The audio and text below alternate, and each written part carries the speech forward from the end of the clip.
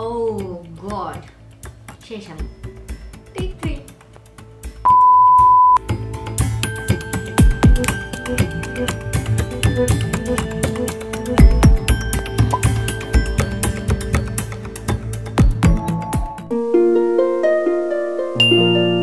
নমস্কার, hello, hi, সুস্বাগতম, welcome and welcome back to Sajghar. অনেক দিন পরে, হ্যাঁ অনেকগুলো দিন পরে আমি অন্তরায় সাজঘরে নিয়ে এসেছি তোমাদের জন্য একটা দারুণ ভিডিও। তোমরা তো সকলে জানোই সাজগোজ মানেই হচ্ছে সাজঘর। আজকেও কিন্তু তার অন্যথা হবে না। আজকের ভিডিওতে আমি তোমাদের সাথে রেডি হব, বিয়ে বাড়ি যাবো তো। মানে আজকের ভিডিওতে থাকছে বাঙালি বিয়ে বাড়িতে ঠিক কিভাবে সাজগোজ করে যাওয়া যাবে। স্কিন প্রিপারেশন তো তোমরা জানো যে কতটা ইম্পর্টেন্ট। তো সবার প্রথমে ফেস ওয়াশ করে নেবে, আর ফেস ওয়াশ না থাকতে গেলে বেসন দিয়ে মুখ ধুয়ে নাও, ক্লিনজার দিয়ে মুখ ধুয়ে নাও, যা কিছু হোক সেটা দিয়ে জাস্ট মুখটাকে ভালো করে একটু ক্লিন করে নাও। দেন ইউজিং এ টোনার। আজকে আমি ইউজ করছি প্লামের এই রোজ ওয়াটারটা। তোমরা ডাবর গুলাবরি রোজ ওয়াটারে ইউজ করতে পারো। এটার মধ্যে খুব সুন্দর একটা স্প্রে আছে, জাস্ট আমি স্প্রে করে নিলাম আমার ফুল ফেসের মধ্যে। টোনার অ্যাপ্লাই করা মাত্রই মুখটাকে কিছু একটা দিয়ে, হাতের কাছে যেটা পাবে সেটা দিয়ে হালকা করে শুকিয়ে নাও। এটা হচ্ছে মেকআপ ফ্যান, এটা দিয়ে আমি ভালো করে শুকিয়ে নিচ্ছি। শীত গ্রীষ্ম ভরসা ময়শ্চারাইজারই ভরসা, এই কথাটা আমি নতুন শিখেছি, মানে নতুন অ্যাড করে নিয়েছি আমার লাইফে। আর তোমাদেরকেও বলবো এই কথাটা অ্যাড করে নাও। যে কোনো সিজনে তোমার স্কিন টাইপ অনুযায়ী তুমি একটা করে ময়শ্চারাইজার অবশ্যই ইউজ করো। তো আমি এখন ইউজ করছি রাইস ময়শ্চারাইজার। এটা হচ্ছে দ্য ফেস শপে।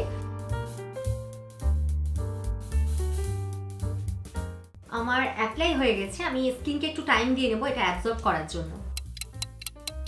ময়শ্চারাইজার লাগানো বেশ কিছুক্ষণ হয়ে গেছে, এবারে কিন্তু অ্যাপ্লাই করতে হবে একটা প্রাইমার। প্রাইমারটা একদম স্কিপ করা যাবে না, আর তোমার স্কিনটাও ভালো থাকবে, স্পেশালি যাদের মুখের মধ্যে ওপেন পোর এই জাতীয় সমস্যা রয়েছে, প্লাস এই ধরো পিম্পল, অ্যাকনি পিম্পল, এই ধরনের সমস্যা সবগুলো কিন্তু ঠিকঠাক থাকবে। যে জায়গাতে যে যেরকম আছে সেই জায়গাতে ফিক্স হয়ে থাকবে যদি তুমি প্রাইমারটা একটু ঠিকঠাক করে অ্যাপ্লাই করতে পারো। স্পেশালি গালের এই জায়গাগুলোতে একটু বেশি করে প্রাইমার লাগিও, কারণ এই জায়গাতে একটু বেশি করে মানুষের ওপেন পোরে প্রবলেমটা হয়। নাকের উপরে, চোখের তলায় অবশ্যই প্রাইমার বেশিক্ষণ ধরে একদম ব্লেন্ড করবে না। আমি আমার প্রতিটা ভিডিওতে আগে ফেস মেকআপ করে দেন আই মেকআপ, কিন্তু আজকে করবো একটু অন্যরকম। আগে আই মেকআপ দেন ফেস মেকআপ। তো সবার প্রথমে আই মেকআপের জন্য আমি আইজের মধ্যে দিয়ে নিচ্ছি কনসিলার, আর আজকে আমি ইউজ করছি এলে গালের কনসিলার। আর এটা শেড হচ্ছে আই থিঙ্ক এটা মিডিয়াম বেজ।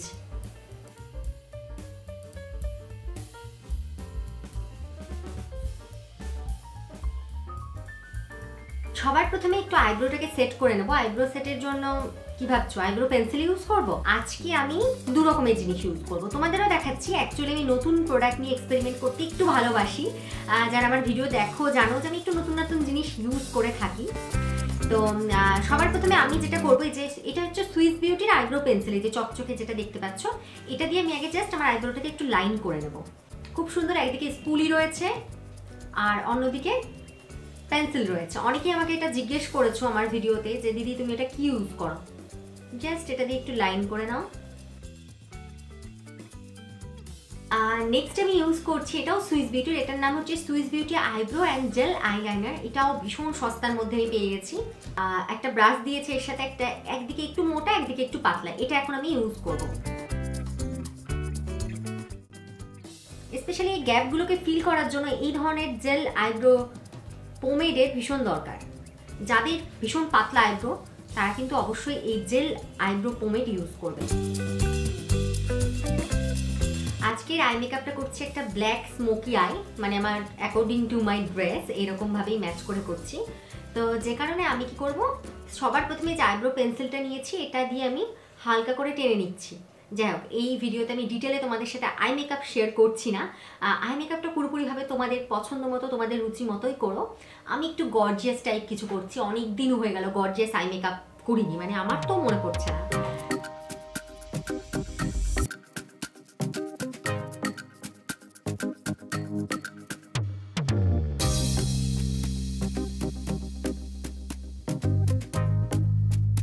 এবারে দেবো আমি একটু চাঙ্কি গ্লিটার, যেটা আমার আই মেকআপকে অনেক বেশি হাইলাইট করে দেবে।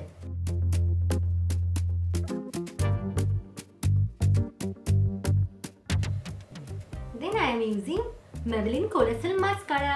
মাস্কারা তো অবশ্যই লাগাবে, ল্যাশ যদি পরো তার আগে অবশ্যই মাস্কারা লাগাবে, আর এমনিও লাগাতে পারো। ল্যাশ না পরলেও কিন্তু মাস্কারা লাগালে চোখটা দেখতে সুন্দর লাগে।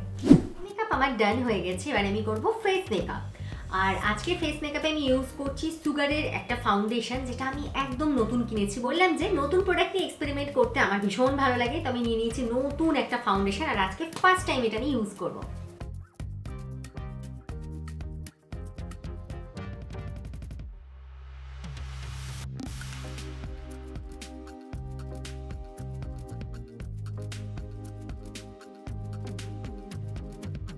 নাও ইটস টাইম ফর কনসিলার। আর আজকে আমি ইউজ করছি মেবেলিনের এজ রিওয়াইন্ড কনসিলার। কনসিলার একদম পুরো মুখে ভর্তি ভর্তি করে লাগাবে না, তাদের দেখতে খুব খারাপ লাগে। যতটুকুটা দরকার তুমি ততটুকুই লাগাও।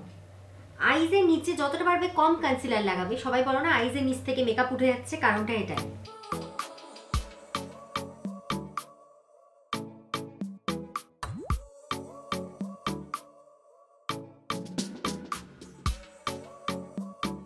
আমি এই মুহূর্তে ইউজ করছি ক্রিম জাতীয় প্রোডাক্ট। আমি ইউজ করছি সুইস বিউটির একটা ব্লাশ অন। ক্রিম জাতীয় প্রোডাক্ট দিয়ে যদি মেকআপ করো, মেকআপটা না অনেক বেশি জলেস হয়, অনেক বেশি সুন্দর হয়।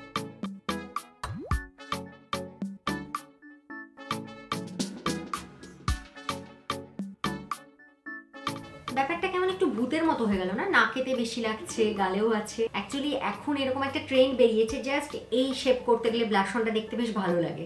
যদি ব্লাশ অন কখনো মনে হয় যে না লাগাতে গিয়ে একটু বেশি হয়ে গেছে, কিচ্ছু না, বিউটি ব্লেন্ডার দিয়ে জাস্ট একটু ড্যাব ড্যাব করে নেবে, তাহলেই দেখবে ব্লাশ অনটা আবার যেমনকার তেমন হয়ে যাবে। আবার বেশি ড্যাব ড্যাব করতে গিয়ে পুরো হাওয়া করে দিও না, তাহলে কিন্তু হাজার মেকআপ করো দেখতে ভালো লাগবে না। ব্লাশ অনই উড়ে চলে যাবে, তো আর কি ভালো লাগবে।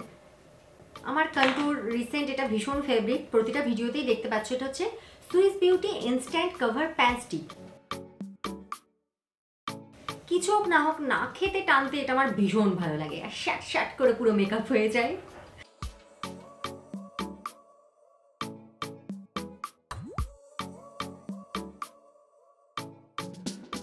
ব্রাশ থাকতে কেন বিউটি ব্লেন্ডার দিয়ে ব্লেন্ড করব, এটা দিয়ে করি।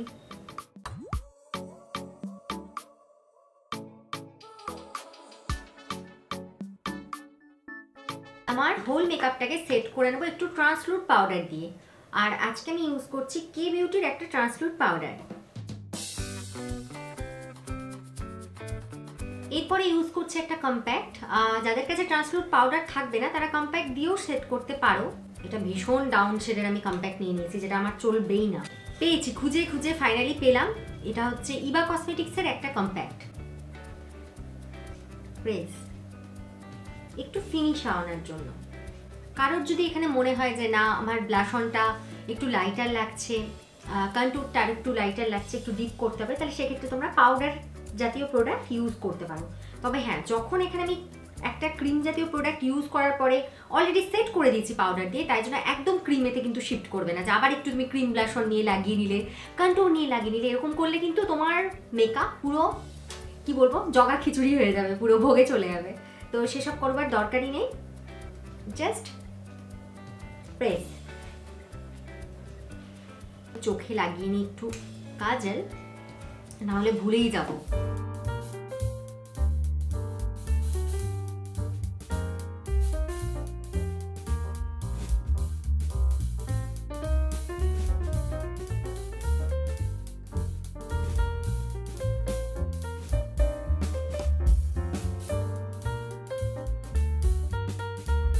সবকিছু হয়ে গেছে, এবার সবার শেষে আমি একটা হাইলাইটার অ্যাপ্লাই করব। হাইলাইটার তো অ্যাপ্লাই করতেই হচ্ছে, তা হতে গেলে ফিনিশ ঠিক ভালো লাগে না। তো আজকে আমি একটা হাইলাইটার ইউজ করছি, এটা হচ্ছে সুগারের একটা স্টিক হাইলাইটার। অনেকে আমাকে কমেন্ট করছিলে এই হাইলাইটারটা নিয়ে, এটাও আমার নতুন মেকআপ কালেকশনের মধ্যে একটা প্রোডাক্ট।